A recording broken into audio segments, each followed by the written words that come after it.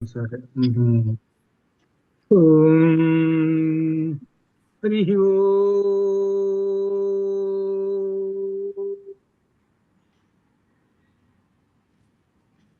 గురు బ్రహ్మ గురు విష్ణు గురు దేవో మహేశ్వర గురు సాక్షాత్ పరం బ్రహ్మ తస్మై శ్రీ గురవే నమః. జ్ఞానానందమయం దేవ నిర్మలస్ఫటికాకృతిం ఆధారం సర్వ విద్యానాం హయగ్రీవముపాస్మహే. హయగ్రీవముపాస్మహే. శృతి స్మృతి పురాణానాం ఆలయం కరుణాలయం నమామి భగవత్పాదం శంకరం శంకరం లోకశంకరం. పురదిందు వికాసమందహాసాం వరదిందీవరలోచనాభిరామాం అరవింద సమాన సుందరాస్యాం అరవిందాసన సుందరీ ఉపాసే శారదాం భోజవదన వదనాంబుజే సర్వదా అస్మాకం సన్నిధిం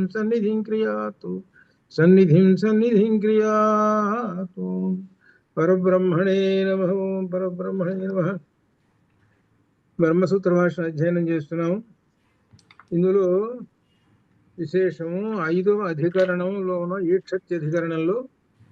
ఈక్షత్యధికరణంలో 8వ సూత్రం హేయత్వావచనాచ్య అయింది. హేయత్వ అవచనాత్ చ అనగా ప్రధానము హేయము అని చెప్పలేదు కనుక సత్తని మేము అంటామని వీళ్ళు అంటున్నారు. సాంఖ్యులు కాదు అని ఈ సూత్రం చెబుతున్నది. ఈ సూత్రం యొక్క విశేషం అంతా కూడా మనం క్రితం యొక్క అధ్యయనం చేశామన్నమాట. దీనిలో ప్రధానమైనటువంటి చాందోగ్యమైనటువంటి సూత్రాలు వస్తున్నాయి. దీనిలో చాందోగ్య మంత్రాలు ముఖ్యంగా ఇందులో ప్రధానంగా దేనితోటి సమాధానం చెప్పాడనంటే, ఇందులో యథాసౌమ్య ఏకేన మృత్పిండేన సర్వం మృణ్మయం విజ్ఞాతం స్యాత్ వాచారంభణం క్రియమాణో వాచారంభణం వికారో నామధేయం మృతికేత్యేవ సత్యం అని ఈ విధంగా ఇటువంటి మంత్రములతోటి చెప్పారనమాట. సత్యము ఏమిటో చెప్పారు. ఏకేన మృత్పిండేన అనేటువంటి విషయాన్ని తీసుకొని ఇది సత్యమైనటువంటిది అని చెప్పి, ప్రధానము అంటే ప్రకృతి. ఈ ప్రకృతి అనేటువంటిది మాత్రం ఇందులో ఏం చెబుతున్నారు అనమాట, సుఖములను గుర్తించకుండా ప్రధానము అనేటువంటిది ఈ సాధకుడు అందులో ఉండే సుఖాన్ని గుర్తించకుండా శాశ్వతమైనటువంటి బ్రహ్మమును కోరతాడు. అనగా బ్రహ్మజ్ఞాని ఎప్పుడు చూసినా గాని ప్రకృతిని కోరడు.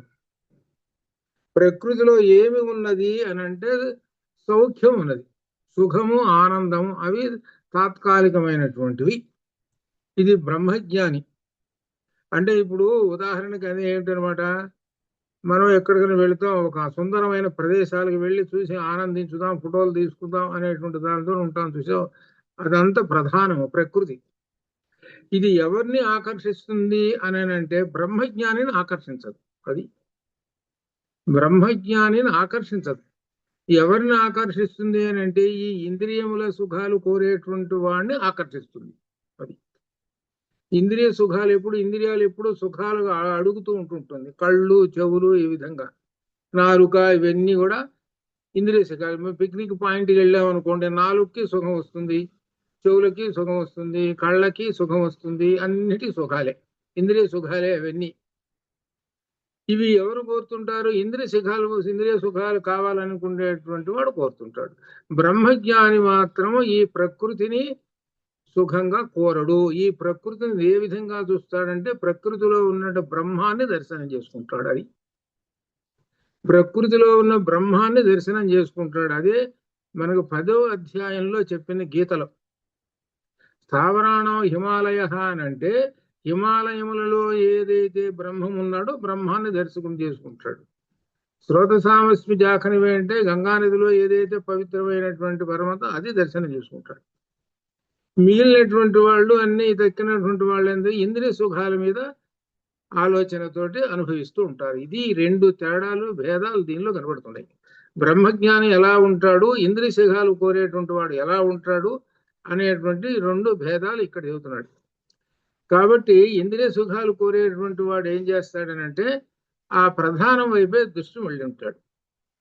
కాబట్టి ఇక్కడ ప్రధానాన్ని సత్తా అని చెప్పకూడదు అని వ్యాసుల వారు ఈ సూత్రంలో చెబుతున్నారు. ఏయత్వ అవచనాత్తిచ అని చెబుతున్నాడు.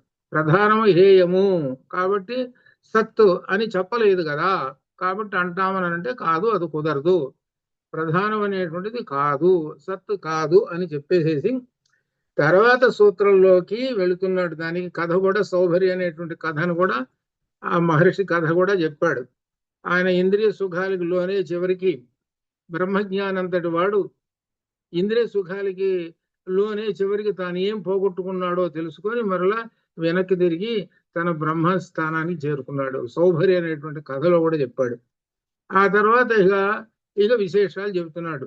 స్వాప్యయాత్ అనేటువంటి దానిలో మనకు ఇవినటువంటి జాగ్రత్త, స్వప్న, సుషుప్తి 3 అవస్థలు ఉన్నాయి. జాగ్రత్త అవస్థలో ఇంద్రియాలు, మన 5 ఇంద్రియాలు ఏం చేస్తుంటాయి? ఈ జగత్తును చూస్తూ ఉంటుంటాయి. చూస్తూ దాన్ని అనుభవిస్తూ ఈ జగత్తులో తిరుగుతూ ఉంటుంటాయి. అనగా ఈ ఇంద్రియాలు ఏం చెబుతుంటాయి? మనస్సుకి ఆజ్ఞ ఇస్తుంటాయి. మనస్సుకు ఏం చేస్తుంది అనమాట? అదిగో అక్కడికి వెళ్ళు అని చెబుతుంది. అనేటప్పటికల్లా కర్మేంద్రియాలు ఏం చేస్తాయి? ఈ కాళ్ళు చేతులు అవి వాటి డ్యూటీ అవి చేస్తాయి. అక్కడికి వెళ్ళిపోతాడు, శరీరం అక్కడికి వెళ్ళిపోతుంది. అక్కడికి వెళ్ళిపోయిన తర్వాత అక్కడ పనిచేసేది ఎవరు, అనుభవించేది ఎవరు? ఇంద్రియాలు అనుభవిస్తుండే. కాళ్ళు చేతులు అనుభవించవు. కాళ్ళు చేతులు ఏమి అనుభవించు, అవి మేలకుండా అట్నే కూర్చుంటాయి. మళ్ళీ ఇంద్రియాలు ఇంకో చోట పో అని ఉంటాయి. అనుభవించేవాడు వాడు ఇంద్రియాలు, కర్మేంద్రియాలు ఏమో పనిచేస్తుంటుంటాయి.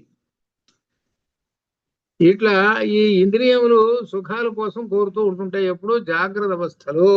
ఇది అర్థం. అలా జాగ్రత్త అవస్థలో ఉండేటువంటిది. అట్లా స్వప్నావస్థ, నిద్రలో ఏం చేస్తాడు? కళలు వస్తాయి. ఈ కళలు ఏమిటి? జాగ్రత్త అవస్థలో ఏవైతే చూశావో అవి అప్పుడప్పుడు కళల్లోకి వస్తున్నాయి. వాళ్ళతోటి మాట్లాడినట్లుగా, రథాలు ఎక్కినట్టుగా, గుర్రం మీద స్వారీ చేసినట్టుగా ఇక రకరకాల అనేటువంటి విశేషాలు వస్తుంటాయి. అవన్నీ నిజమా? స్వప్నంలో వచ్చినటువంటివి అవి కాదు. అది తెల్లవారు లేవగానే నా స్వప్నం కళ వచ్చింది ఇదని చెబుతాడు. ఏమైనా నిజంగా ఉన్నాయా? ఏం లేవు అక్కడ. ఇక ఇది దాటిన తర్వాత ఇంకొకటి ఉంది, అసలు సుషుప్తి. ఇది అర్థం. ఈ సుషుప్తి అంటే గాఢ నిద్ర. ఈ నిద్రలో అన్ని మనస్సు కూడా పనిచేయదు. మనస్సు, ఇంద్రియాలు ఏవి పనిచేయదు. అన్ని కూడా జీవుల్లో లయమైపోతాయి. జీవుడు తాను స్వస్వరూపంలో ఉండి ఆ ఆత్మతోడు కలిసి ఉంటాడు. ఇలా ఉంటాడు. ఇది వీడు గాఢ నిద్రలో ఉండిపోతాడు. దీన్ని సుషుప్తి అంటారు. గాఢ నిద్రని సుషుప్తి అంటారు. ఒక్కోసారి వాడి మీద నీళ్లు వేసినా తొందరగా లేవడం. ఆ స్పర్శకి కూడా అది వెంటనే అందుకోదు.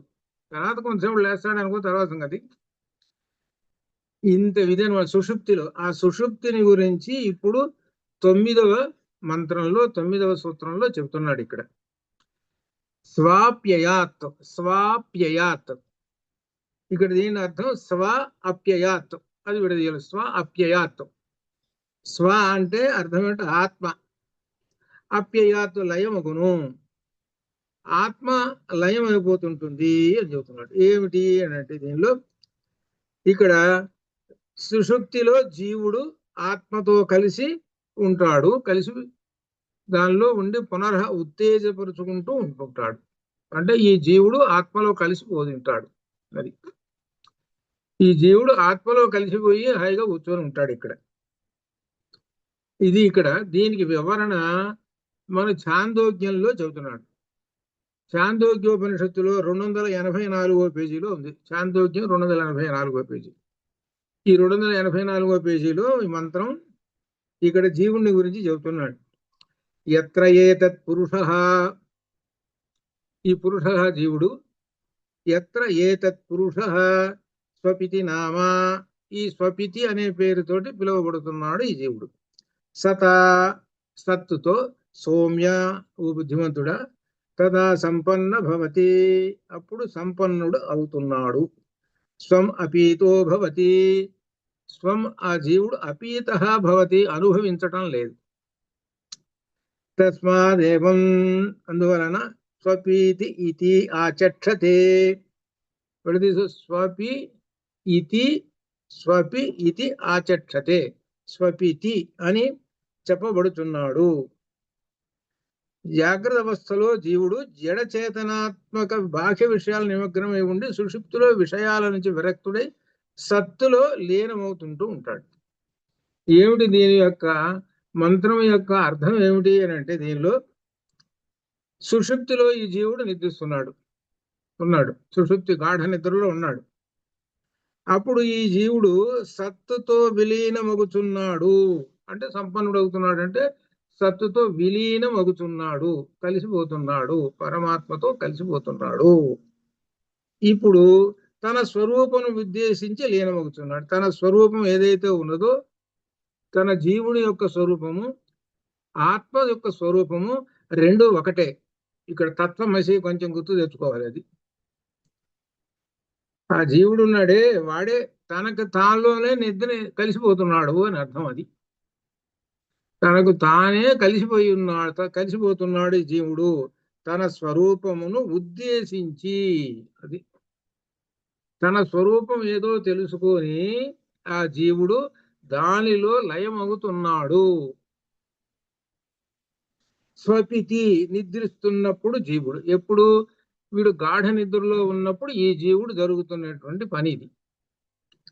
స్వం బ్రహ్మతో లీనమగును అనగా బ్రహ్మముతో లీనమవుతున్నాడు ఈ జీవుడు, అనగా జీవుడు తన స్వస్వరూపముతో లీనమవుతున్నాడు. ఇద్దరు లేరు ఇక్కడ, పొరపాటు పడతారేమో అని చెబుతున్నాడు. అది ఒకడే ఉంది, ఆ జీవుడే బ్రహ్మం అనమాట. తనలో తాను లీనమైపోతూ ఉన్నాడు. అయితే ఇక్కడ జీవుడు జాగ్రత్త అవస్థలో జడ చేతనాత్మక బాహ్య విషయాలు నిమగ్నమై ఉంటాడు, ఇది తెలిసిందే. జీవుడు జాగ్రత్త అవస్థలో జడ చేతనాత్మక బాహ్య విషయాలలో నిమగ్నమై, జీవుడు బాహ్య జాగ్రత్త అవస్థలో అంతే. ఈ జడమును చూశారు, జడ చేతనాత్మక, ఈ జడములో చేతనాత్మకమైనటువంటి విషయములలో లీనమైపోయి ఉంటూ ఉంటాడు అనమాట. అనగా జడ పదార్థాలు ఉన్నాయి, ఇవన్నీ కూడా జడ పదార్థాలే. అన్ని మనకు కనపడేవన్నీ జడ పదార్థాలే. వీటిల్లో చేతనాత్మకమైనటువంటి విషయంలో లీనమైపోతాడు. అనగా ఇప్పుడు మనకి గీతలో 10లో ఏం చెప్పాడు, దీనిలో అశ్వత్థ సర్వవృక్షాణం అని చెప్పాడు. ఒక ఉదాహరణ, అశ్వత్థ వృక్షం చూసినప్పుడు ఈ బ్రహ్మజ్ఞాని పరమాత్మ అనుకుంటాడు. అలానే జాగ్రత్త అవస్థలో ఇతను ఆ జడమైనటువంటి ఆ వృక్షాన్ని చూసి అందులో చేతనత్వము, అది అర్థం. అది ఆ చేతనాత్మక బాహ్య విషయం. ఈ బాహ్య విషయం ఏంటి? చేతనాత్మకం. ఆ వృక్షంలో ఉండేటువంటి బాహ్య విషయం ఏంటి? చేతనాత్మకం కనబడుతుంది, చేతనం. ఆ చేతనాత్మక విషయంలో నిమగ్నమై ఉండి, ఇక్కడ జాగ్రత్తగా కొంచెం అర్థం చేసుకోవాలి. ఈ చరాచర జగత్తులో ఉన్నటువంటి చేతనాత్మకమనందు, అది అర్థం. ఈ చరాచర జగత్తులో చేతనాత్మకమైనటువంటి విషయమునందు, ఆ చేతనాత్మకమైన విషయమే బ్రహ్మం. ఇది అది అదే మనకు గీతలో 10వ అధ్యాయంలో కనుక్కోవాల్సింది. అందరూ ఏమనుకుంటారంటే స్థావరాణ హిమాలయ, స్థావరం అంటే స్థావరములు అంటే కొండలు, కొండల్లో హిమాలయ పర్వతం నేను అన్నాడు. కొండ అంటే రాయి కదా, అదే రాయి ఏమిటి దేవుడు ఏమిటి అని అంటారు. రాయి పెద్ద రాయి, అది దాని దేవుడు అని చెబుతున్నారు. చెట్టు ఉన్నది, ఆ చెట్టు నేను చెప్పాడు, అశ్వత్థ సర్వవృక్షాన్ని ఉన్నాడు. నీళ్లు ఉన్నాయి, శ్రోత సామస్య కాదు. ఏమిటి ఇవన్నీ చెబుతున్నాడు? పరమాత్మ చెబుతున్నాడు. అరే పరమాత్మ అంటే దేవుడు కదా. దేవుణ్ణి ఎక్కడ చూసాము మనం? గుళ్ళల్లో చూసాము. అదిగో వెంకటేశ్వర స్వామి గుళ్ళో చూసాము దేవుణ్ణి, అదిగో రాముడిని గుళ్ళో చూసాము, అదిగో భాగవతంలో దేవుళ్ళు ఉన్నారు, ఇక్కడ దేవుళ్ళు ఉన్నారు. వాళ్ళు కాని దేవుళ్ళు, వీళ్ళెట్ట దేవుళ్ళయ్యా? ఎంత అజ్ఞానమో జాగ్రత్త అవస్థలో చూడండి. వీడు జాగ్రత్త అవస్థలో నీకు కనపడుతున్నది బ్రహ్మం రా. నీకు జాగ్రత్త అవస్థలో నీవు బ్రహ్మాన్ని దర్శనం చేసుకుంటున్నావు. జాగ్రత్త అవస్థలో నీవు చరాచర జగత్తును చూసి అందులో ఉన్నటువంటి చేతనత్వమే బ్రహ్మము. ఆ బ్రహ్మాన్ని దర్శనం చేసుకోరా నీవు అని చెబుతున్నాడు. అది 10వ అధ్యాయం. ఇది మాత్రం వీడు పట్టుకోడు. అంటే ఏంటి? వీడి జ్ఞానం లేదు వీడికి. వీడు ఎప్పుడు చూసినా ఏమిటి? ఏం చూశాడు? దేవుడు అంటే ఎక్కడుంటాడు? వెంకటేశ్వర స్వామి తిరుపతిలో ఉంటాడు. రాముడు ఎక్కడుంటాడు? భద్రాచలంలో ఉంటాడు దేవుడు. ఇట్లా ఈ విధంగా కాశీలో ఉంటాడు శివుడు.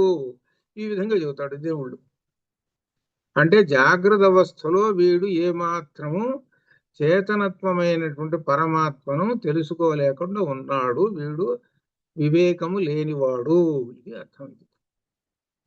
ఈ ఇప్పుడు ఉన్నటువంటి వాళ్ళందరూ ఇదే సంగతి. మనం వాళ్ళకి ముందుగానే చెప్పామనుకో, అరే హిమాలయ పర్వతాలు పరమాత్మ అంటే అదేంటండి పరమాత్మ అంటే ఇది కదా అని అంటాడు. అంటే వాడి స్థాయి అంటే ఎక్కడ ఉన్నది అని అంటే ఎంత అడుగున ఉన్నదో చూసుకోండి. సర్వం కల్విదం బ్రహ్మ అని వేదం చెబుతుంటుంటే ఆ వేద వాక్కు ఎప్పుడన్నా విన్నాడా? వినలేదు వాడు. వాడు ఎంతసేపుడు ఎక్కడ ఉన్నాడు? ఇంకా అట్టడుగున ఉన్నాడు. బ్రహ్మజ్ఞానం దృష్టి వైపు మళ్ళలేదు. ఈ జాగ్రత్త అవస్థలో ఈ చరాచర జగత్తులో ఉన్న చేతనత్వాన్ని దర్శనం చేసుకోలేకుండా ఉన్నాడు. అది ఈ జాగ్రత్త అవస్థలో. ఇక సుషుప్తిలో ఇక దీని అర్థం, సుషుప్తిలో విషయాల నుంచి విరక్తుడై ఈ బ్రహ్మజ్ఞాని జాగ్రత్త అవస్థలో అంతా తెలుసుకుంటున్నాడు పరబ్రహ్మాన్ని. ఇక సుషుప్తిలోకి వచ్చేటప్పటికి విషయాల నుంచి విరక్తుడై సత్తులో లీనమవుతున్నాడు. అది ఈ జాగ్రత్త అవస్థలో అనేక విషయాలు ఉన్నాయి కదా, వాటన్నిటినీ చూస్తూ ఉన్నాడు ఎవరు? ఈ బ్రహ్మజ్ఞాని. అయితే ఈ బ్రహ్మజ్ఞాని ఈ విషయ సుఖములు దీని విషయములలో అనుభవిస్తూ ఉంటుంటాడు. కానీ ఇక్కడే జాగ్రత్తగా బ్రహ్మజ్ఞానిని కనిపెట్టాలి. బ్రహ్మజ్ఞాని ఎట్లా ఉంటాడో, జాగ్రత్త అవస్థలో విషయములలో మునిగే ఉంటాడు అందరి మాదిరిగానే. మనం ఎట్లయితే ఉంటామో, మనం శుభ్రంగా ఏ విధంగా విషయ సుఖాల్లో విషయాలతో మునిగి ఉంటామో వాడు కూడా అలానే ఉంటాడు. కానీ మనకేంటంటే మనతో పాటు ఉన్నాడు కదా అని అనుకుంటాం, కానీ కాదు, మునిగి ఉండడు. జాగ్రత్త అవస్థలో విషయాలలో మునిగి ఉండడు ఎవరు? బ్రహ్మజ్ఞాని. అంటే ఇప్పుడు ఉదాహరణకి ఈ విషయ సుఖాలు అనేకమైన ఉండే జాగ్రత్త అవస్థలు. హోటల్కి పోయి రుచికరమైన పదార్థాలు తింటుంటారు, ఇంకొక చోటకు పోతాడు, ఇంకో చోట ఇంకో రకరకాలైన ఉంటాయి. కానీ బ్రహ్మజ్ఞాని వాటిలో మమేకం కాడు. అట్లా ఉంటాడు, తామరాకు మీద నీటి బొట్టు వలె ఉంటాడు. బ్రహ్మణ్యాధాయ కర్మాణి సంగం త్యక్త్వా కరోతి అది. కాబట్టి బ్రహ్మజ్ఞాని జాగ్రత్త అవస్థలో ఎలా ఉంటాడు? తామరాకు మీద నీటి బొట్టు వలె ఉంటాడు. ఇక సుషుప్త అవస్థలోకి వచ్చేటప్పటికి సత్తులో లీనమైపోతాడు. ఇది అర్థం. సత్తులో లీనమైపోతాడు. ఇది 3 అవస్థలలో ఇది అన్నమాట. ఇది ఈ 3 అవస్థల్లో ఇలా ఉంటాడు అని చెబుతున్నాడు. ఈ 3 అవస్థల్లో సత్తులో లీనమైపోతాడు. అయితే ఈయన చుట్టూ ఉన్నటువంటి ఏమిటి? ఈ మనిషి ఉన్నాడు చూశారు, ఈ మనిషి యొక్క శరీరం దేంతో వచ్చింది? ప్రధానంతో వచ్చింది. ఈ శరీరం అంతా ప్రధానమే, త్రిగుణాలే. త్రిగుణాత్మకమైనటువంటి శరీరం ఇది. త్రిగుణాత్మకమైనటువంటి సత్వ రజస్తమో గుణములతో నిండినటువంటి శరీరం. ఈ శరీరం అనేటువంటి ఒక పంజరం. ఈ పంజరంలో చిలక కూర్చుంది. ఆ చిలక ఎవరు? పరమాత్మే. అదే ఇప్పుడు చెప్పబోయేటువంటి తైత్తీరీయోపనిషత్తులు రాబోతున్నది. అది ఇవాళ ఆగింది, అది తర్వాత వస్తుంది. అది చిలుక అంటే పక్షి. పక్షికి 2 రెక్కలు ఉంటాయి, ముక్కు ఉంటుంది, తోక ఉంటుంది. ఇట్లా తోకంటే కాస్త పొడవైనటువంటి చేతి. ఇవి ఏమేమిటి అనేటువంటి దాన్ని చెబుతుంటుంది. పక్షి ఏం చేస్తుంటుంది? ఎగిరిపోతూ ఉంటుంటుంది, రెక్కలు పట్టుకుని బరబర పోతుంటుంది, ఎంత దూరమైనా పోతుంటుంది. పోతే ఎక్కడే తనకు ఆహారం దొరికిందో అక్కడ వాలి ఆ ఆహారం తెచ్చుకొని తింటుంటుంది. పక్షి యొక్క లక్షణం. అట్లనే ఈ శరీరం అనేటువంటి పంజరంలో ఈ చిలక అనే పక్షి కూర్చోనుంది.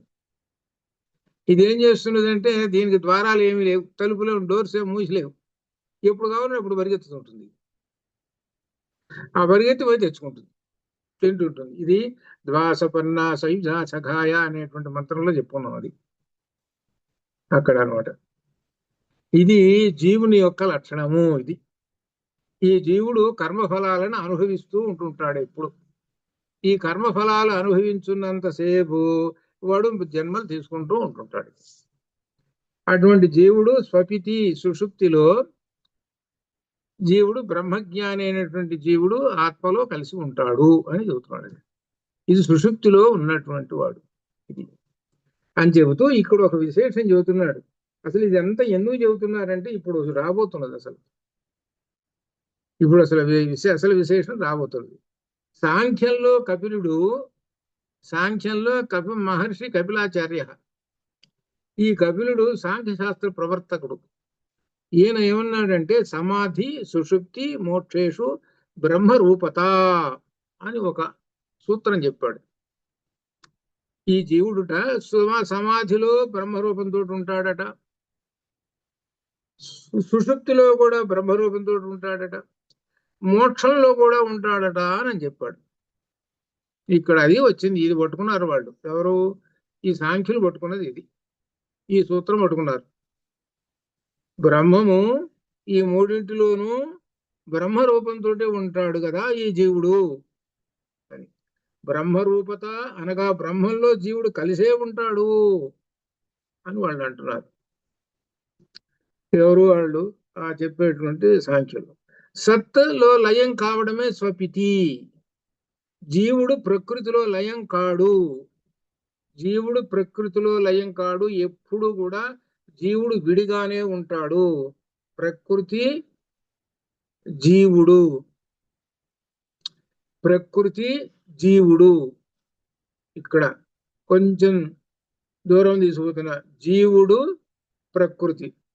ఎటైతే రెండు పదాల్లో ఇటు తిప్పుకోండి.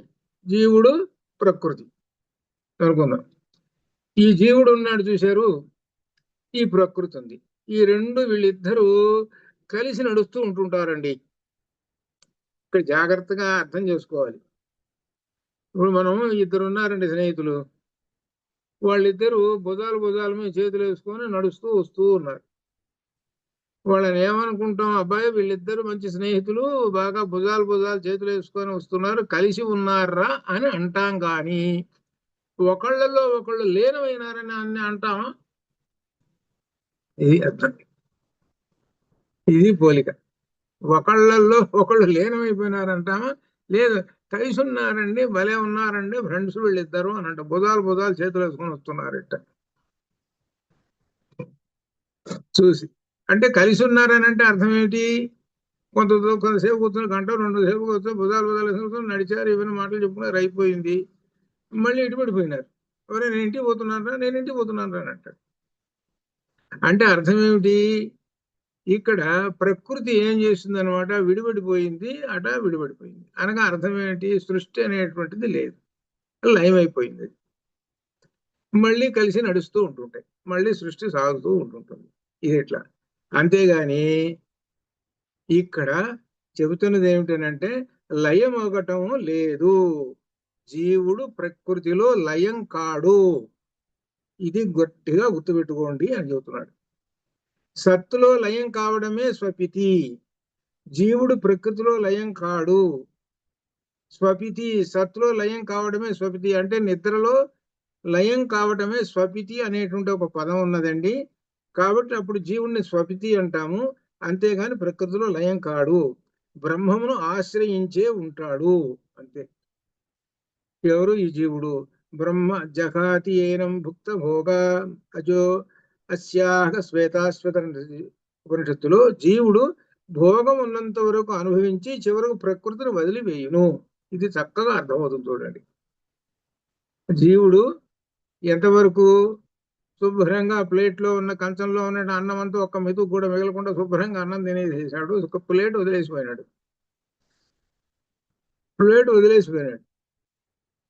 జహాతి ఏనం భుక్త భోగాం అజో అస్యాహ, భోగం ఉన్నంత వరకు అనుభవించి చివరకు ప్రకృతిని వదిలివేయును. ఇక్కడ జాగ్రత్తగా ఉండండి. ఆ ప్లేటు ప్రకృతి, ఆ ప్రకృతి ఉన్న ప్లేట్లో అనుభవించాల్సినటువంటివన్నీ ఉన్నాయి, ఫలాలు. అవన్నీ శుభ్రంగా తిన్నాడు, వదిలేసి అనిపోయింది. ఈ కంచం ఎత్తుకోరా, కంచం కడగరా. కంచం కడిగేదేంటి తిన్న తర్వాత? నువ్వు చూసుకోపో, నేను పోతున్నాను. ఇక్కడ జాగ్రత్తగా అర్థం చూసుకుంటే ఎట్లా ఉంటుందో. ఆ కంచం లేకపోతే నువ్వు ఎట్ట తిన్నావు అన్నం? చేతులు పెట్టుకొని తిన్నావు నువ్వు? చూడండి ఇక్కడ ఇక ప్రకృతి ఇక్కడ అదే అనమాట. జీవుడు భోగం ఉన్నంత వరకు అనుభవించి ప్రకృతియే ఈ ప్లేట్. ఇక్కడ ఆ ప్లేట్ లో పెట్టుకొని తన కర్మ ఫలాలు తెచ్చుకున్నాయి అక్కడ పెట్టుకున్నాడు, శుభ్రంగా తిన్నాడు, ప్లేట్ వదిలేశాడు, వరిగెత్తాడు. ప్రకృతిని వదిలేశాడు, వరిగెత్తేశాడు. అది మళ్ళీ పండ్లు తెచ్చుకున్నాడు, ప్లేట్ ఎక్కడ దొరుకుతుందా అని చూసినాడు, ఎక్కడో చోట దొరికింది, ఆ ప్లేట్ లో పెట్టుకుని తింటున్నాడు. మళ్ళీ ప్లేట్ అవతల వారేస్తున్నాడు, పోతున్నాడు. ప్రకృతిని అవతల వారేస్తున్నాడు, పోతున్నాడు. తన కర్మ ఫలాలు అనుభవించుకొని ఇది జీవుడు పని. ఎప్పుడు చూసినా ఇదే పని, వీడి పని. జీవుడు భోగం ఉన్నంత వరకు అనుభవించి చివరి ప్రకృతిని వదిలివేస్తున్నాడు. సపరే అక్షర ఆత్మని సంప్రతిష్టతే.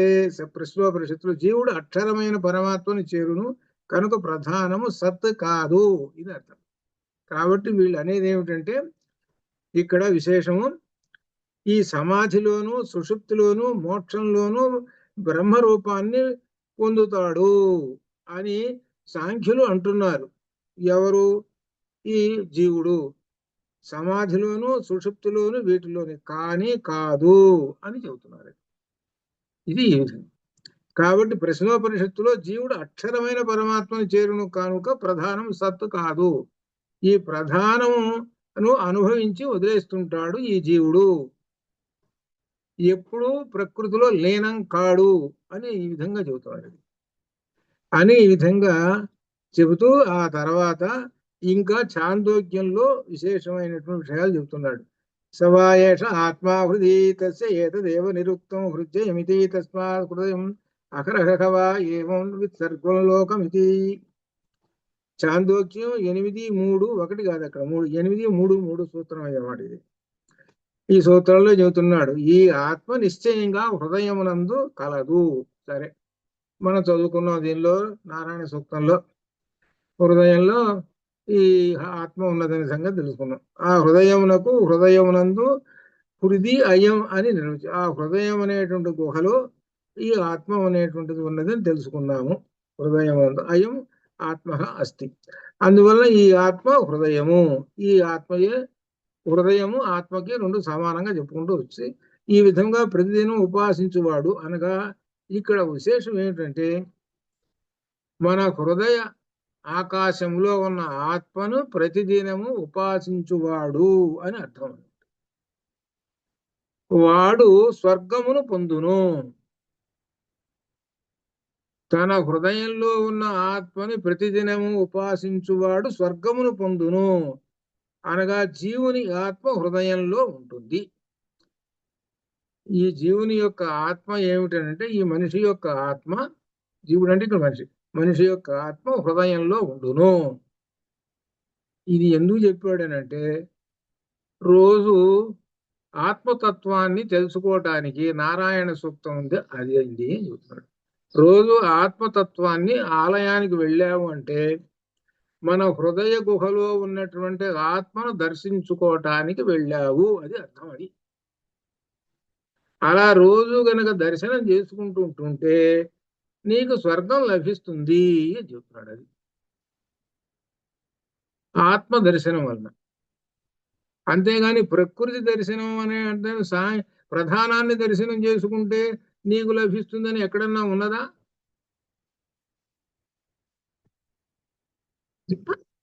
ఆత్మ కాదు. జాగ్రత్తగా అర్థం చేసుకుంటే దేవాలయ వ్యవస్థ సరిగ్గా గనక పనిచేస్తుంటే ఇంకో వాడు బ్రహ్మాన్ని చేరతాడు. ఆ వ్యవస్థ సరిగ్గా పనిచేసి దాన్ని అర్థం చేసుకుంటుంటే అంత విశేషం. నారాయణ సూక్తం సామాన్యమైందా? అంత గొప్పది. ఆత్మతత్వం చెబుతున్నది కదా సూక్తం. నారాయణ సూక్తం దేనిలో ఎదురారణ్యకం. అది ఎదురారణ్యకం అంటే ఉపనిషత్తుల కన్నా ముందు స్టెప్. అది గురుగారు ఉపనిషత్తుల కన్నా ముందు స్టెప్. చెప్పండి. ఇక్కడ మీరు సాంఖ్యంలో కపిలుడు సమాధి సుషుప్తి మోక్షేషు బ్రహ్మరూపత అన్నారు కదా. దాని అంటే మోక్షం జీవుడు బ్రహ్మరూపం పొందుతాడు అని ఉంది, కానీ అక్కడ ప్రధానంలో లీనమవుతాడు అని కదా. బ్రహ్మం అంటే సత్స్వరూపమే కదా. అంటే వాళ్ళు అంటారు, అదే వాళ్ళు కూడా అదే అంటున్నారు కదా. సాంఖ్య శాస్త్రంలో వాళ్ళు అంటారు మోక్షేషు, మోక్షంలో కూడా బ్రహ్మరూపాన్ని పొందుతాడు, సాంఖ్య శాస్త్రంలో అని అంటాడు. ఎటువంటిప్పుడు ఈ జీవుడు, అది సాంఖ్య సిద్ధాంతం ప్రకారంగా అర్థం ఏంటి? జీవుడు. ఈ జీవుడు ఏమిటనమాట? తన స్వస్వరూపాన్ని వదిలేసేసి పొందినప్పుడు మోక్షం. జీవుడు అంటే అర్థం ఏంటంటే లోపల ఆత్మ అనేటువంటి వాడు కూర్చున్నాడు. ఈ జీవుడు అన్నప్పుడు చుట్టూ ప్రధానం ఉంటుంది వాడికి. ఈ ప్రధానం కూడా వదిలించుకోవాలి, ప్రకృతిని కూడా వదిలించుకోవాలి వీడు. ప్రకృతిని కూడా వదిలించుకుంటేనే, ప్రధానాన్ని త్రిగుణాలను కూడా వదిలించుకుంటేనే పోతాడనేమో ఉపనిషత్తు చెబుతుంది. వీళ్ళు ఏం చెబుతున్నారు? డైరెక్ట్ గా వదిలేసేటప్పుడు వీడు పోతాడు అని చెబుతున్నారు. ఇది అనగా ప్రధానంతో కూడా కూడిపోతాడు. సాంఖ్యుడు వదిలించుకున్నాడని చెప్పటం లేదు. సరే కానివ్వండి, అంతా అయిపోయిన తర్వాత మీ సందేహం తర్వాత చూద్దాం. సరే, తర్వాత ఇక్కడ చెబుతున్నాం అనమాట. ప్రధానము అచేతనమైనది, అందువలన చేతనమైన ఆత్మలో అచేతనమైన ప్రధానం విలీనము కాదు.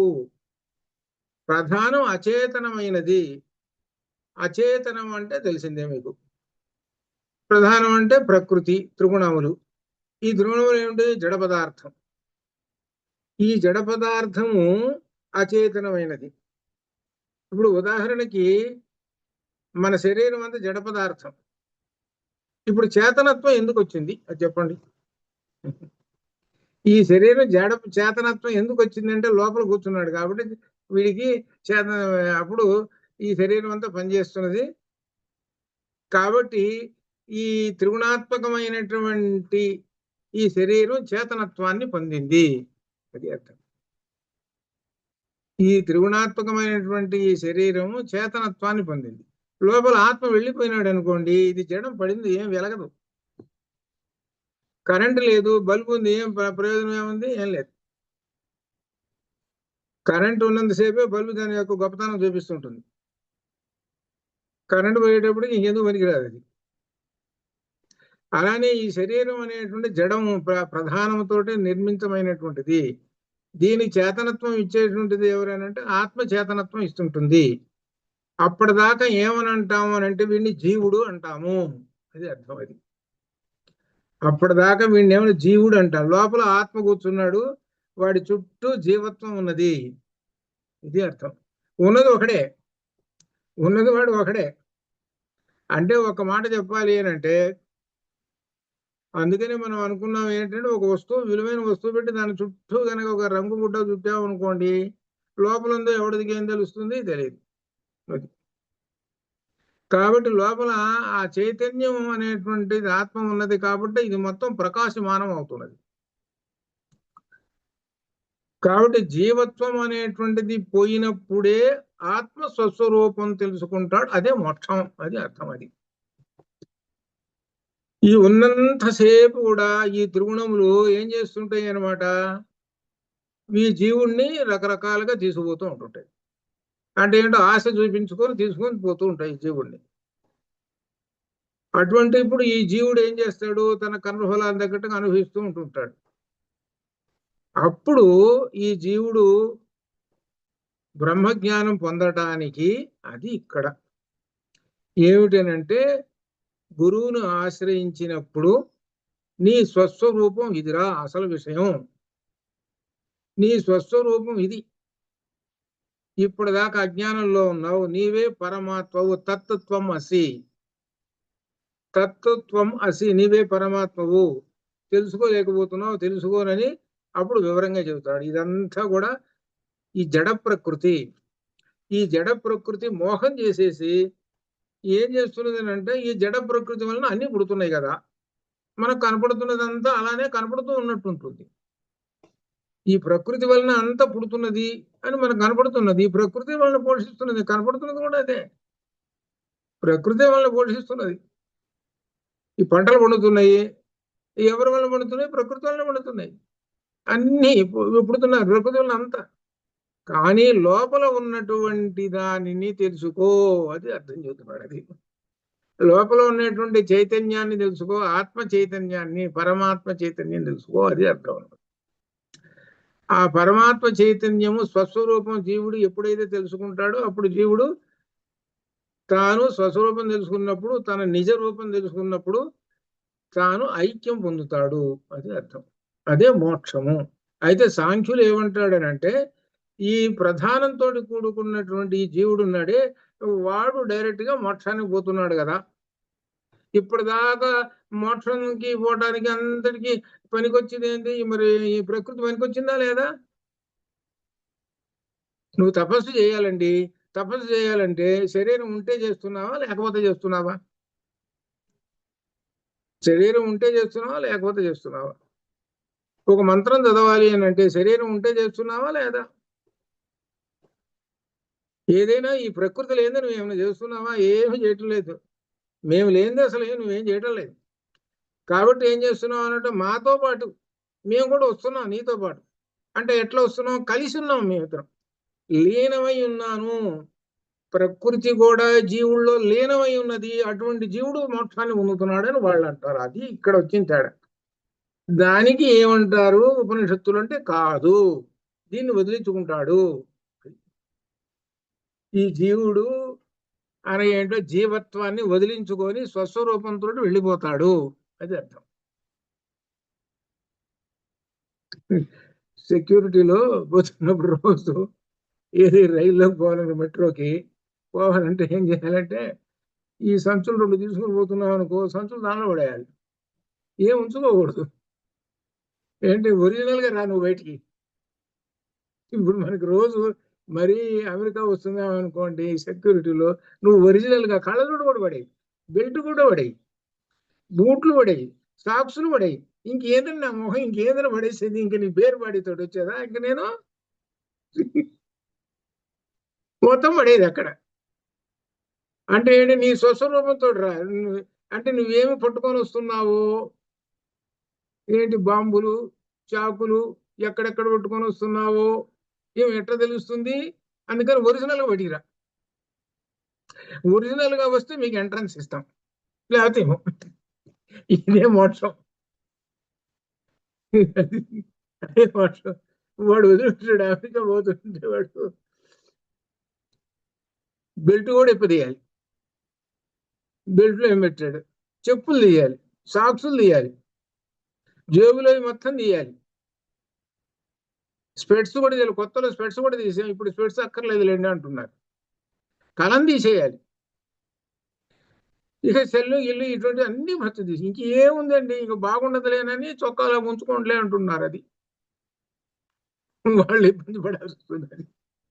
అది కాబట్టి మోక్షం పొందాలి అని అంటే ఈ ప్రకృతి మొత్తం వదిలించేసేసుకో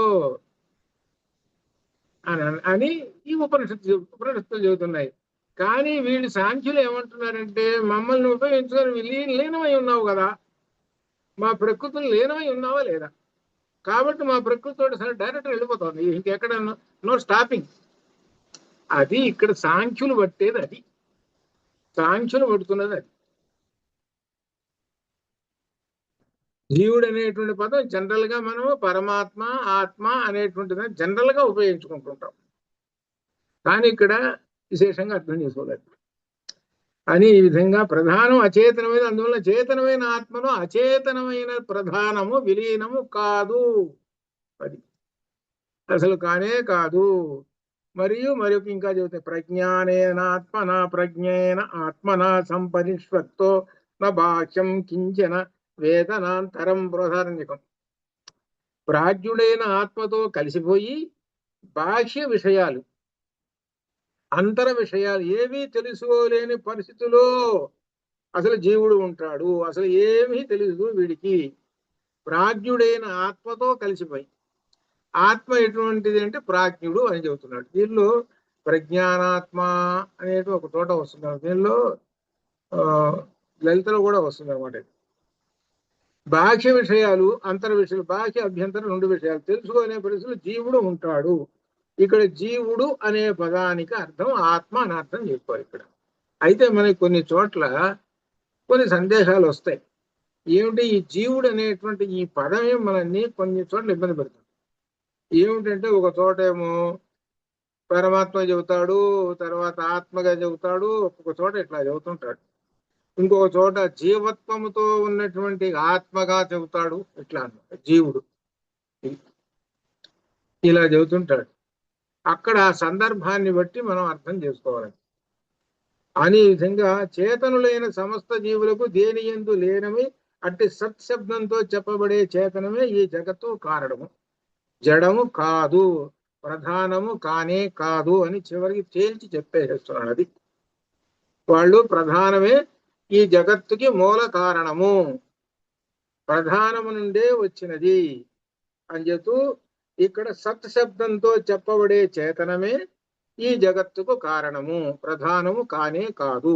అది ఎట్లా చెబుతున్నావు అని అంటే వేదం చెప్పిందండి, నేను నా సొంతంగా నేను చెప్పటం లేదు. వ్యాసుల వారు ఏమంటున్నాడు, నా సొంతంగా నేను చెప్పటం లేదు, వేదం చెప్పింది. వేదం ఏం చెప్పింది? సత్శబ్దం నుంచే, సత్తు నుంచే వచ్చినది. మొట్టమొదటి దానిలో అసదేవ, మొట్టమొదటి అసత్తు ఉన్నది, తర్వాత సత్తు నుంచి వచ్చినది. మనకి దీనిలో తైత్తిరీయంలో వచ్చింది. సత్తు నుంచే అంత జగత్తంతా వచ్చేసింది. మొట్టమొదటి శూన్యం, ఏమీ లేదు, ఖాళీ. ఆ తర్వాత సత్ అనేది ఉన్నది, బ్రహ్మము అంటే హిరణ్య గర్భుడు, అది అర్థం అక్కడ. ఆ హిరణ్య గర్భం నుంచి సమస్తము వచ్చింది. ఈ జగత్తంతా త్రిగుణములు అవి ఇవి అన్ని కూడా వచ్చేసినాయి అని వరుసగా చెప్పుకుంటూ వచ్చాడు. కాబట్టి చేతనులైన సమస్త జీవులకు దేని యందు లీనమై, ఈ జీవులు అందరూ ప్రాణులు, ఇక్కడ జీవులు అంటే ప్రాణులు, దేని యందు లీనమై, ఎక్కడైతే లీనమై సత్ శబ్దంతో చెప్పబడే చేతనమై, అక్కడ సత్ శబ్దంతో చెప్పబడే చేతనము. సత్ ఈజ్ ఈక్వల్ టు చేతనము, చైతన్యము, అది అర్థం. వాడిలో చైతన్యము ఉన్నది అంటే సత్తు ఉన్నది. ఈ సత్తే ప్రాణము. ఇంకొక మాట, ఆ సత్తే ప్రాణం అనమాట, ఆ చేతనము అదని ఇంకో పేరు అనమాట వాటికి.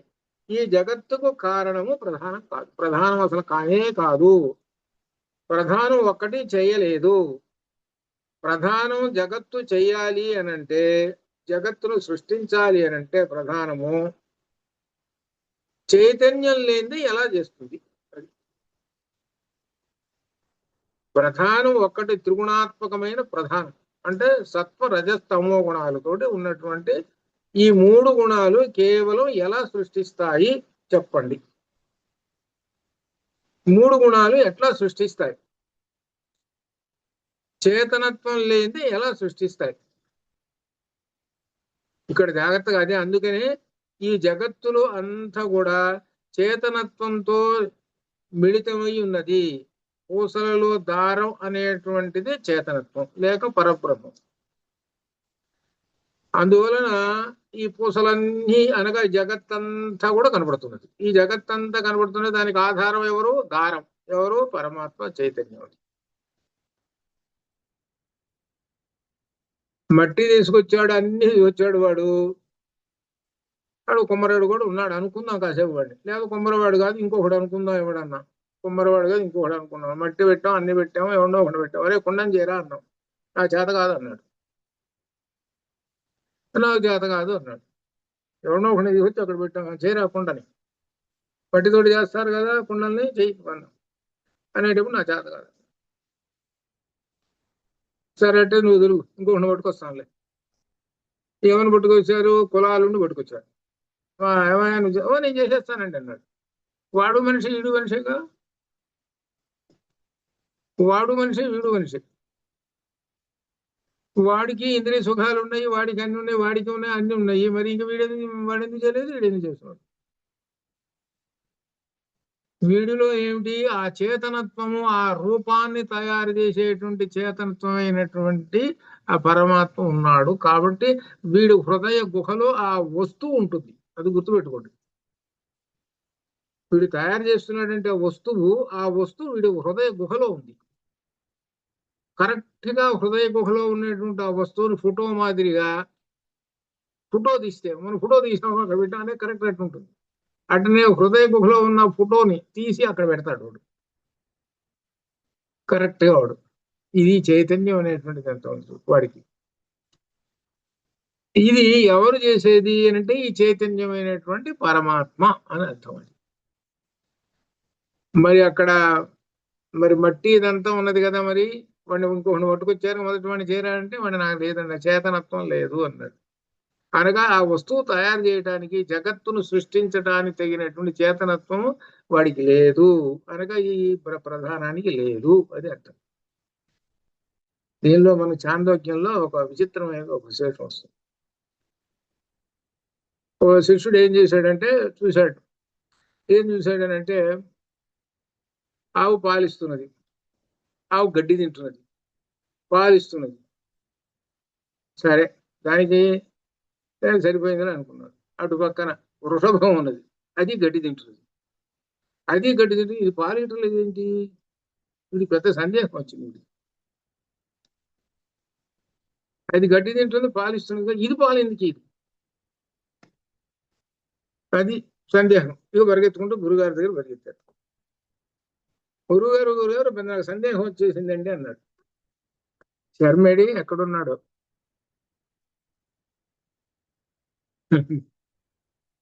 నాకు పెద్ద సందేహం వచ్చిందండి అన్నాడు.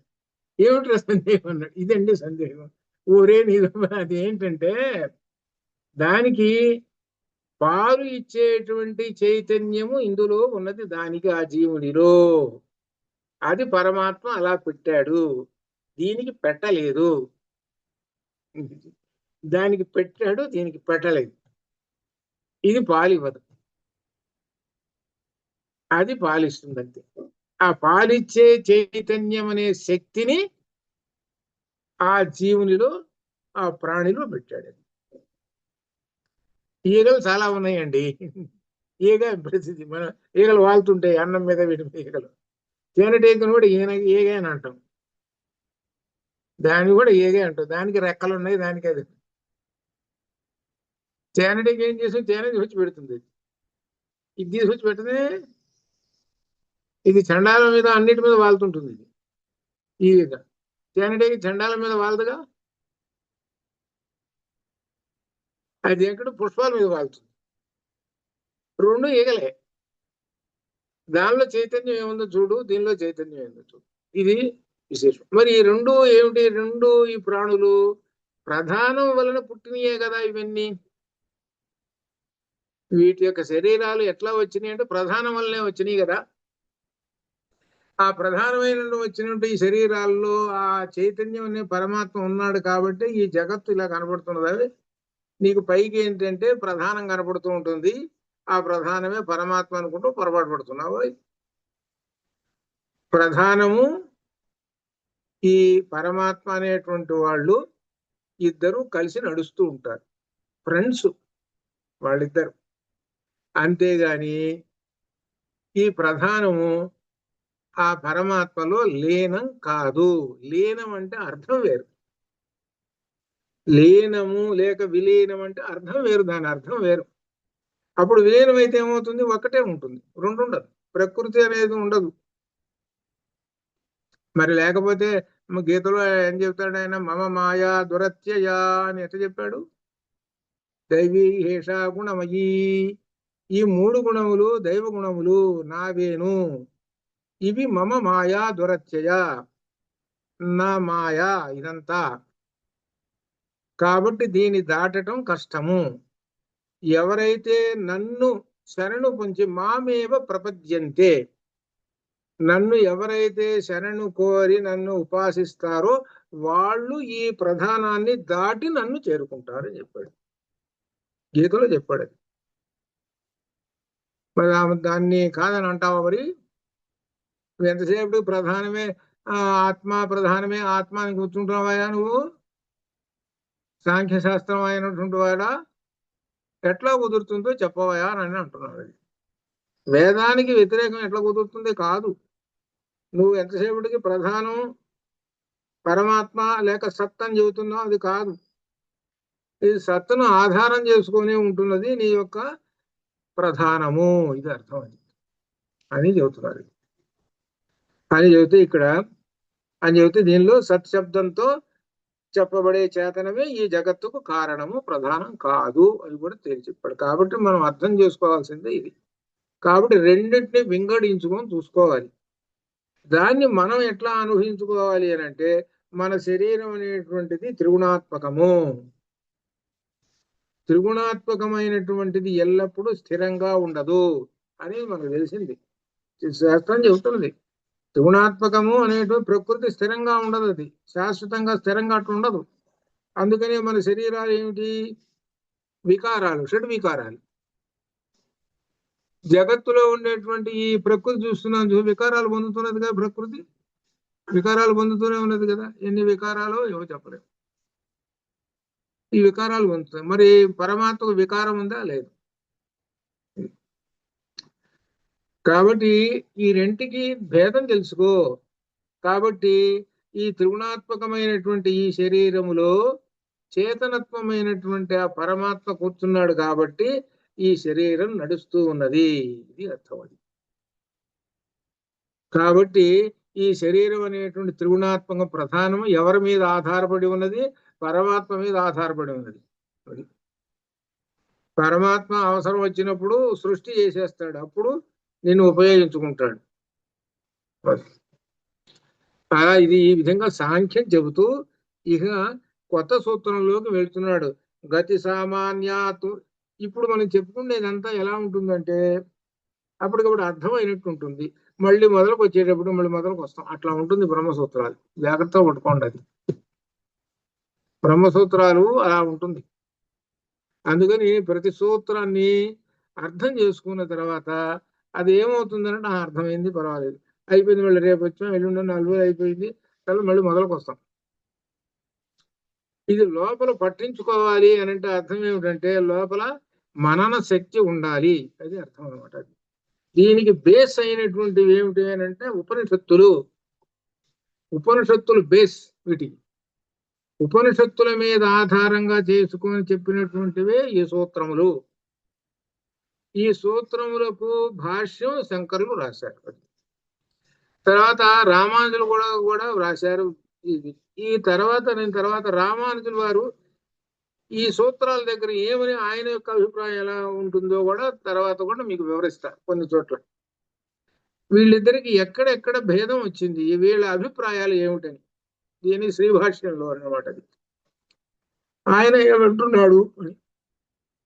అయితే మనకు ప్రామాణికమైనటువంటిది మనం చెప్పుకోవాలంటే ఉపనిషత్తులను ఆధారంగా చెప్పుకున్నటువంటి ఏ భాష్యం అయితే ఉందో శంకరుల భాష్యము అదే ప్రామాణికం.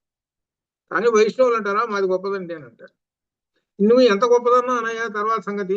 వేదాన్ని కాదని నువ్వు అంటావా? చెప్పు, తేల్చి చెప్పు ఒక మాట.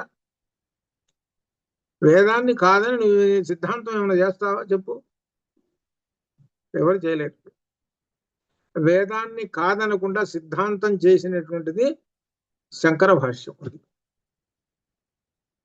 అదేనమాట ఈ బ్రహ్మసూత్ర భాష్యంలో. అది ఈ 2 పుస్తకాలు, బ్రహ్మసూత్ర భాష్యం, శంకర భాష్యం, 2 సైమల్టేనియస్ గా నడుస్తాయి. ఈ 2 అంత గొప్ప ఫిలాసఫీ, తత్వశాస్త్రం అంత గొప్పది అని ఈ విధంగా చేతూ గతి సామాన్యాతు అని చెబుతున్నాడు.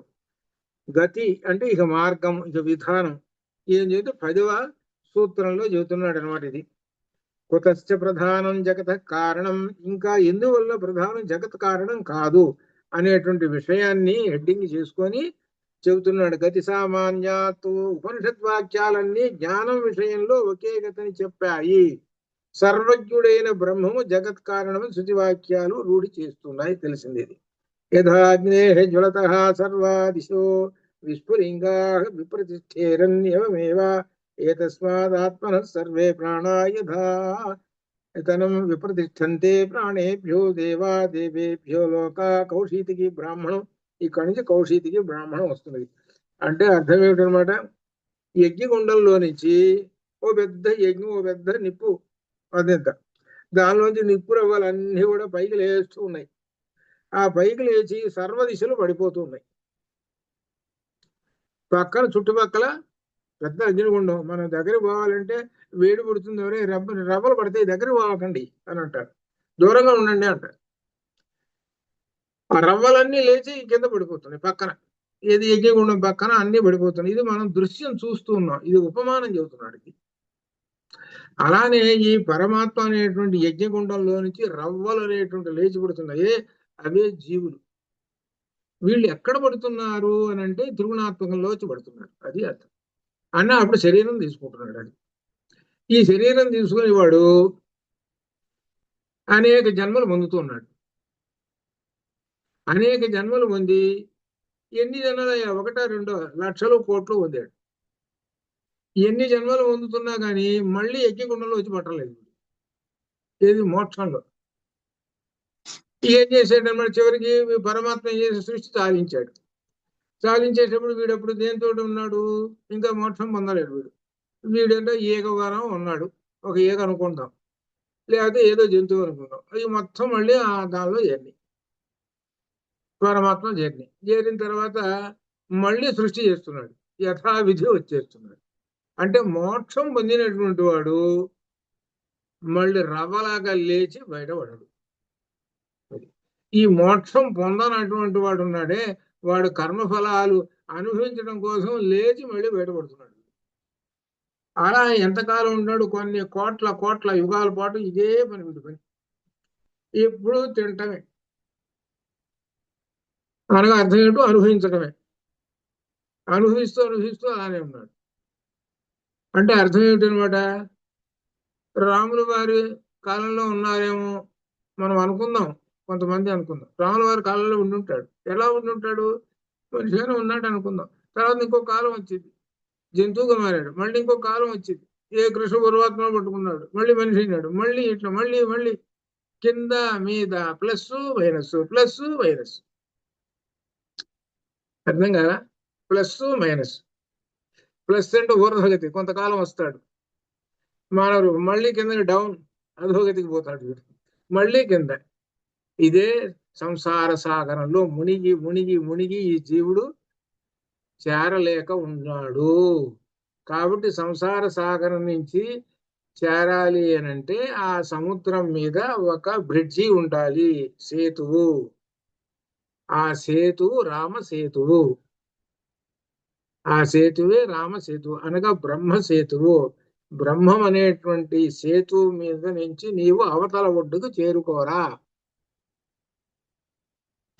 అవతల ఒడ్డుకు చేరుకుంటే, యువతల ఒడ్డు నుంచి అవతల ఒడ్డుకు చేరుకుంటే అర్థం ఏమిటి, ప్లస్ లో చివరి స్థానం.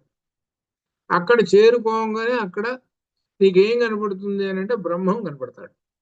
బ్రహ్మం కాని దగ్గర చేరాలి అని అంటే నీకు ఒక సాధనం ఉండాలి. ఆ సాధనమే సేతు. రామ సేతు అనే దాని ఆధ్యాత్మికమైనటువంటి అర్థం అది. రామసేతు అనే దానికి ఆధ్యాత్మికమైనటువంటి అర్థం అది. అదే దానిలో ఎలా చెప్పాడు అని అంటే, ఈ కోతులన్నీ రాళ్లు విసిరేస్తూ ఉన్నాయి అనమాట. ఒక్కొక్క రాయి మీద ఈ హనుమంతుడు గారు రామ రామ అని రాసి ఇస్తున్నాడు. ఇస్తుంటే కోతులు ఇసడి పడేస్తున్నాయి, అవన్నీ తేలుతూ ఉన్నాయి. ఆ తేలుతూ ఇప్పుడు బ్రిడ్జి అయిపోయింది. అదో బ్రిడ్జి అయిపోయింది. ఈ బ్రిడ్జి దేంతో తయారైంది అని అంటే రామనామంతో తయారైన బ్రిడ్జి. ఇది అర్థం. ఈ బ్రిడ్జి మీద నుంచి యువతల నుంచి అవతలకి చేరారు. బ్రిడ్జి మీద నుంచి యువతల నుంచి, వంతెన సేతు మీద యువతల నుంచి అవతల చేరారు. అవతలకి చేరేటప్పటికి అక్కడ బ్రహ్మము లేక బ్రహ్మం కనపడ్డారు. బ్రహ్మము అంటే స్త్రీలింగ శబ్దంలో ఉన్న బ్రహ్మము, అమ్మవారు కనపడదు, లలితా పరమేశ్వరు కనపడదు. ఇది ఇక్కడ దీనిలో అర్థం. లంకలో ఉన్నటువంటి లలితా పరమేశ్వరు కనపడదు. లంక అంటే అర్థం, రెండో అర్థం ఏమిటి, ఆధ్యాత్మికంగా ఈ శరీరం. ఈ శరీరంలో అమ్మవారు, ఈ శరీరం అనేటువంటి సంసారారణ్యంలో అంటే సంసార సాగరంలోంచి బ్రిడ్జ్ చేసుకుని పోరా, అమ్మవారిని దళితా పరమేశ్వరిని దర్శించుకో అని అర్థం అనమాట. దానికి రామ రామ అని రాళ్ళు వేసుకుని బ్రిడ్జి తయారైంది. ఆంజనేయ రాములు వారు వచ్చాట. వీళ్ళందరూ రాళ్ళు వేస్తున్నారు, నేను ఒక్కడిని ఊరికి అక్కడ కూర్చుంటే బాగుండదు అనుకొని ఆయన కూడా ఒక రాయి తీసుకొచ్చి ఎత్తి పడేసాట సముద్రంలో. ఎత్తి పడేసేటప్పటికి అది మునిగిపోయింది. తేలటల్లా ఎంతసేపటికి. ఇక రాముల వారు అడిగట హనుమంతుడిని, ఏమిటి హనుమ, మరి ఏమిటి నువ్వు వేసినటువంటి ఏమో రాయి తేలుతున్నది, నేను వేసింది మునిగిపోయింది, ఇదేమిటిరా, నీలో ఏమిటి మహత్యం ఏమిటి అన్నమాట. అంటే కాదండి, నాలో ఏం లేదు మహత్యం, నీలోనే ఉంది మహత్యం. ఆ రాయి మీద రామ రాస్తున్నానే అంటే అర్థం ఏమిటి? ప్రతి రాయి జీవుడు, అది అర్థం. ప్రతి రాయి ఒక జీవుడు. ఆ జీవులందరూ కూడా ఒక పరబ్రహ్మాన్ని చేరుకోవడానికి లైన్గా నిలబడ్డారు. ఇదే అర్థం. లైన్గా నిలబడ్డారు అవతలడు ఏరటానికి.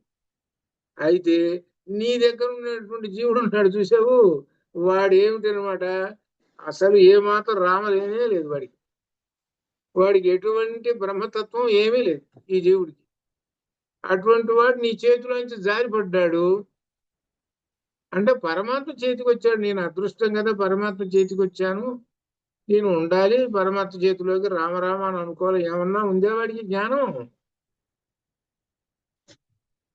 చేతిలో సుందరకాండ పట్టుకున్నావు, రామాయణం పట్టుకున్నావు, చేతిలో ఉంది, అబ్బో పవిత్రమైన గ్రంథం కాదు చదువుకోవాలి అనేటువంటి జ్ఞానం ఉందా?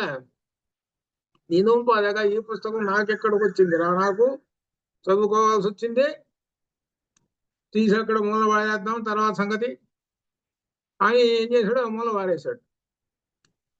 అంటే రాముల వారి చేతిలో నుంచి వీడు కాస్త జీవుడు జారిపట్టాడు, అది అర్థం. రాముల వారి చేతిలో నుంచి జారిపడ్డాడు, చేతిలోకి వచ్చాడు, వచ్చిందా నిలబెట్టుకున్నావా? అదేం లేదు. ఏంది ఈ పుస్తకం ఏందో, 4 కాగితాలు ఉన్న పుస్తకం, దీన్ని కూడా చూసుకోవడమా, దాన్ని తీసుకోవడం వారేశాడు. అది అంటే చేతిలోకి వచ్చినటువంటి ఆ రామచంద్రమూర్తిని తీసుకోవడం వారేశాడు. అంటే అర్థం ఏంటి? నీవు ఇంకా అనేకమైనటువంటి జన్మలు అనుభవించాలరా నువ్వు. వీళ్ళున్నారే వీళ్ళందరూ కూడా ఆతలుడు ఏరుకుంటున్నాడు.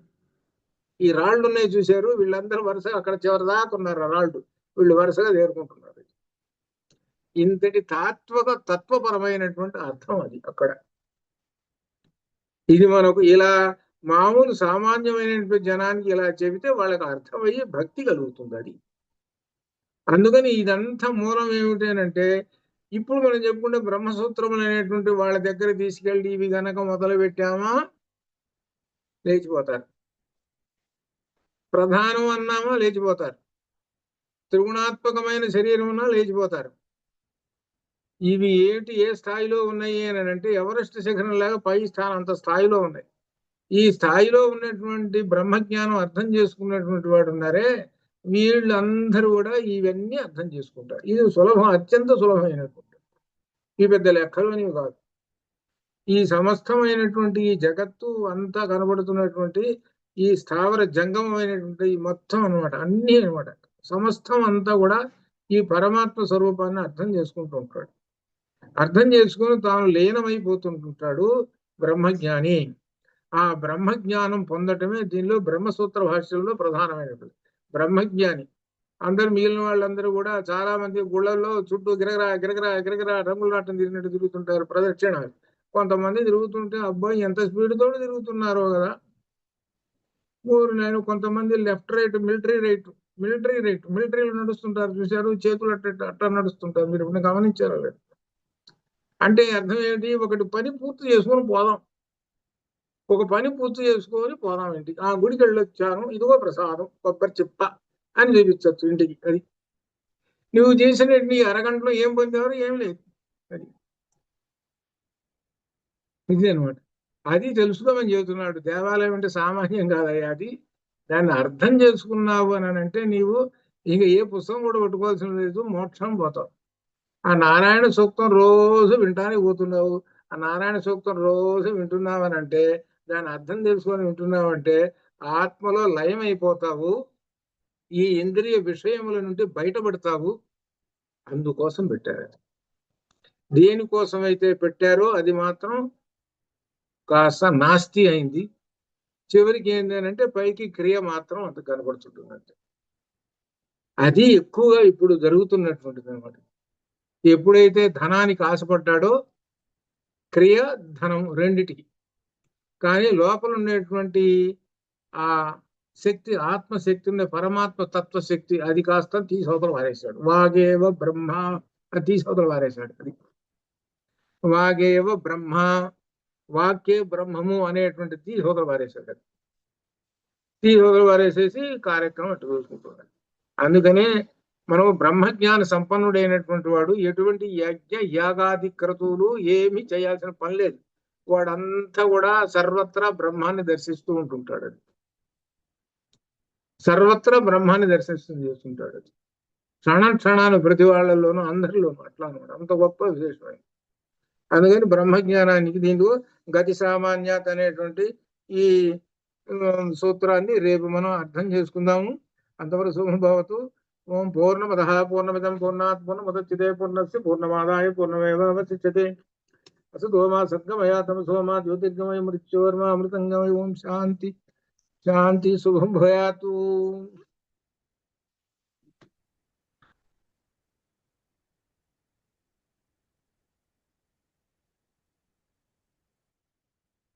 అది